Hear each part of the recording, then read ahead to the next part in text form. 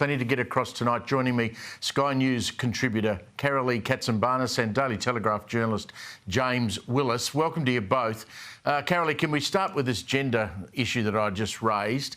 What's your view on this? You're a mother and you live in Victoria. You've had your kids in schools here. What do you make of it? Steve, well said this evening. I think it's disgraceful. It is pure brainwashing. So 5-year-olds are taught that they can change body parts, but they're not able to access Peppa Pig or social media until after the age of 16. I'll tell you what is disgraceful, because that seems to be the word of choice by the Victorian Premier. What's disgraceful is it was actually the mother and a spokesperson of somebody from adolescence experiencing gender dysphoria that has actually been in the system that called this program a school-to-clinic pipeline for irreversible medical treatment that cannot be undone. The Premier of Victoria trashed this mother's view, and this is somebody who evidently has an adolescent child that has gone down this path. We're also talking about 5-year-olds. Last time I checked, when kids that were aged 5 or 6 weren't taught about body parts, that doesn't happen until year 5 or 6. But also, this is backed up evidence. The esteemed paediatrician, Dr. Karalee Katsambanis, implemented the review into the Tavistock Clinic, and the UK and other jurisdictions, other European countries, have stopped this gender-affirming treatment.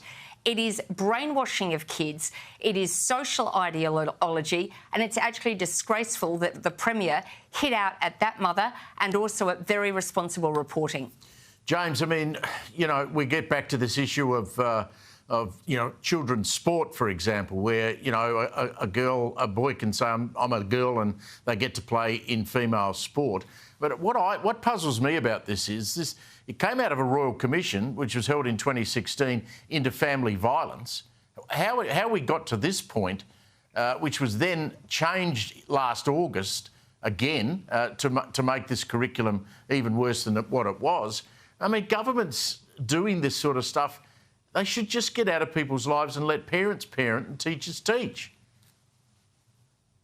Well, Steve, my view on this is that firstly, we've got to look at what's happening overseas, and there are a number of gender clinics overseas that have been subject to major class actions because kids that changed their gender or had a range of gender treatments before they were 18 have subsequently become adults and then changed their mind or said that they wanted to go back to their previous sex, and as a result there's been some major class actions, including the Tavistock Clinic in the UK.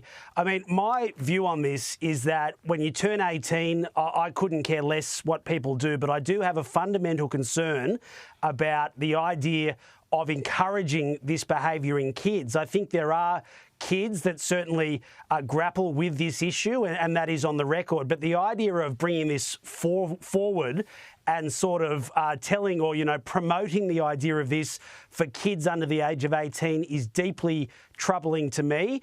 And at the same time, there's been all sorts of legal cases where the child and the parents have been at odds over how they actually deal with this issue or whether they want to undergo certain treatments under the age of 18. The parents say no, the child goes to the school. So we've had those issues across the country. I think it's a minefield for parents, and I certainly think the idea of, you know, broadening this out and, you know, for the Premier to be hitting a parent that has been through this is disgraceful. But, yeah, for me, the issue with kids is deeply problematic and the kind of thing that I think we've got to tread carefully with given what has happened overseas, including in the UK.